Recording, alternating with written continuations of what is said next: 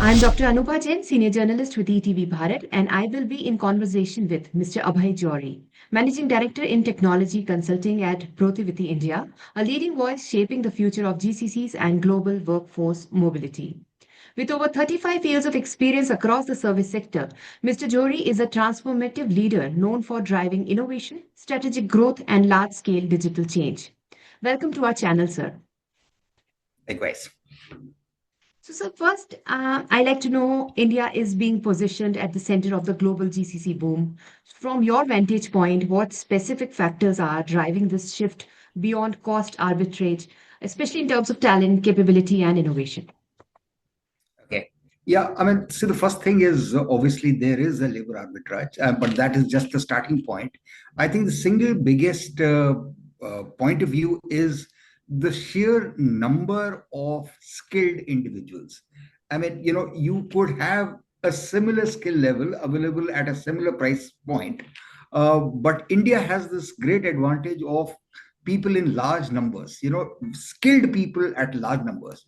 Now, what that allows you to do is actually it gives you a choice, that you want a very, very specific kind of an individual with a very specific kind of trait.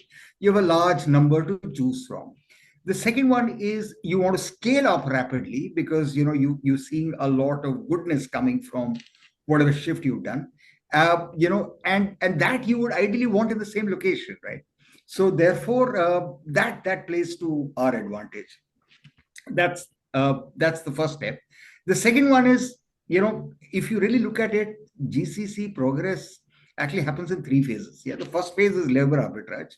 The second phase is because you've scaled up, it gives you an opportunity to start, making process changes. Let's say you have 4 or 5 fragmented processes in different countries. You bring them together. So you can actually pick and choose the best possible set that was being followed in the country and actually get the best practices rolled in together. So that's the second phase where you start bearing best practices. Yeah. Okay. The third phase is actually the most crucial one, which is you can start integrating new technology and automation initiatives because you have a large scale. It did not make sense if you had just 1 or 2 people, but if you have 20, 30 people, you can actually start looking at making technology changes. Yeah. Now, this actually is another advantage that India has is not only do we have a large number of skilled professional services people, we also have a very large technology pool. So it allows us to move across each phase very, very gracefully. Yeah. So I would say that's a big advantage we have. Okay, that's wonderful. So GCC in India are no longer just back office hubs now. So how have you Yeah. seen their roles evolve into innovation centers, R&D engines, and digital transformation hubs for global enterprises? Yeah. No, it's across the board. I mean, people initially came for labor, they stayed for quality, and now they're figuring out that,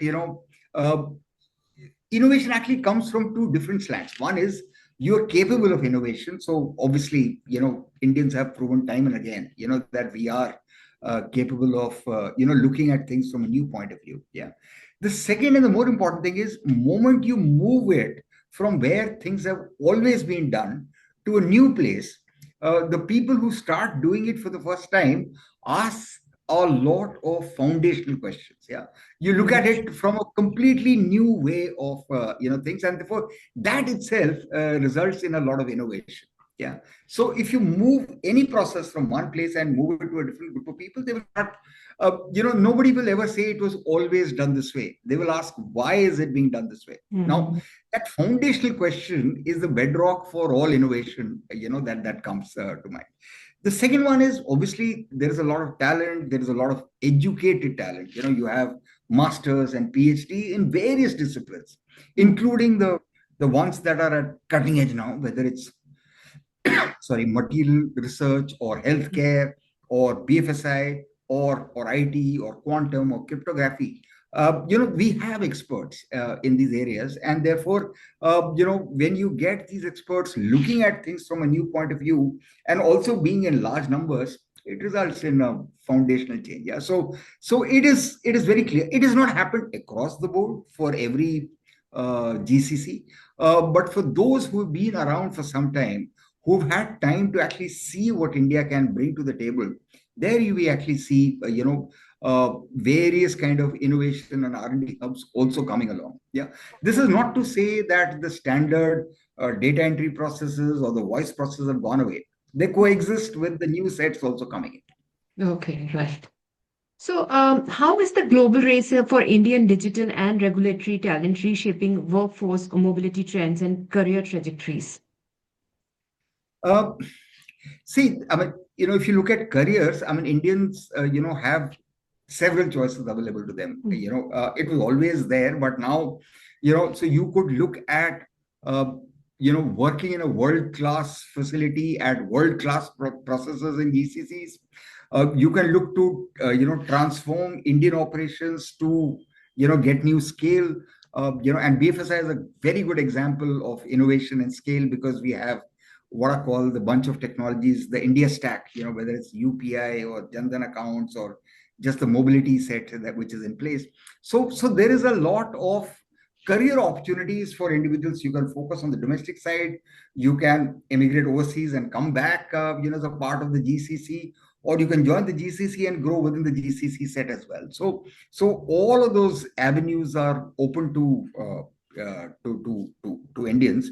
And I would say that, from a regulatory point of view, obviously the domestic setups are governed very, very tightly. You have a whole host of regulatory bodies. And, I come from a BFSI background myself. So it's an extremely well regulated set, whether it's SEBI for capital markets or IRDA for insurance or RBI for banks.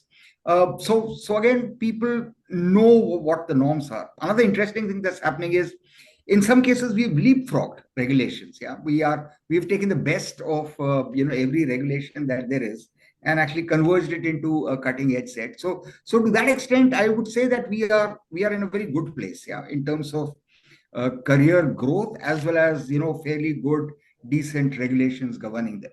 Yeah. Okay, right. So, what recent policy or regulatory shifts, India or global, are creating new opportunities for cross-border border mobility or GCC expansion, seamless global workforce integration? Yeah, I would say, you know, regulations per se are not creating new jobs. The jobs will go to where there is capability to execute them and a capability to innovate on top of them. Yeah. All the regulations do is they make sure that nobody goes past the guardrails, and the risks, that any job has are well managed. Yeah. So to say that regulations are creating jobs is incorrect. What regulations in India can do is encourage more ecosystems that cater to this. You can have differential rentals, you can guarantee a different quality of life, you can improve the urban infrastructure. So those kind of regulations actually will help. But I think the big change that I think all of us have to just gear up for, especially the GCC world, is the advent of artificial intelligence and agentic AI technologies that are coming in.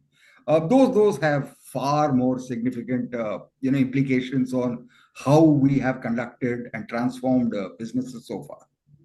Right, right, right. And so in the last, I like to know with AI, Gen AI, automation redefining global operations. So how are Yeah. India-based GCCs integrating these technologies and what new capability areas are emerging as a result?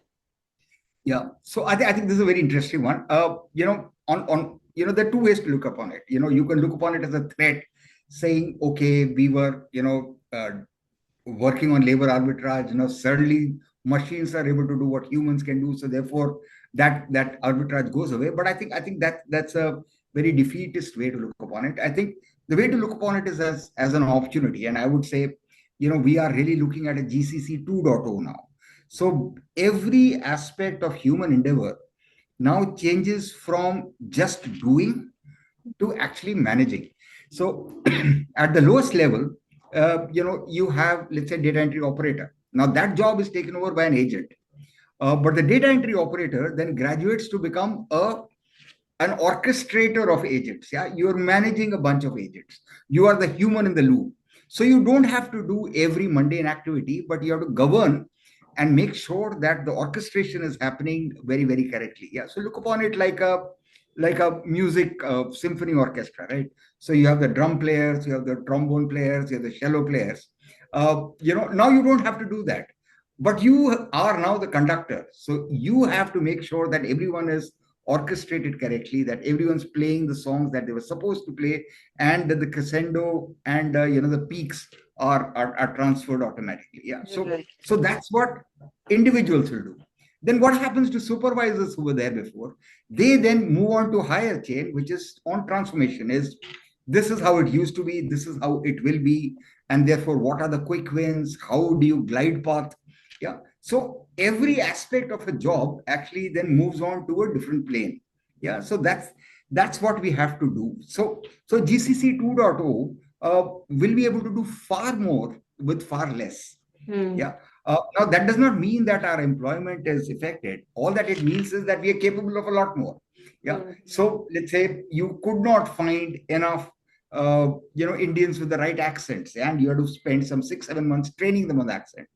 Now you can have an AI avatar which will speak exactly the same accent, but you have Indians who don't necessarily need to speak with that accent, but who can orchestrate and just make sure all the cue depths are managed well and all the transitions are happening, pretty well. So I think that's the change that will happen, and most of the forward-looking companies are actually anticipating change and therefore focusing a lot more on risk management, on transformations, and also on teaching people how to prompt well, on how to just make sure that they are ready for the new set of jobs which will now be available for them. Yeah. Okay, right, So there's sir. a massive reskilling, which is needed as well. Mhm. Right, sir. Thank you so much for this insightful information. Thanks a lot. Thank you. Bye bye.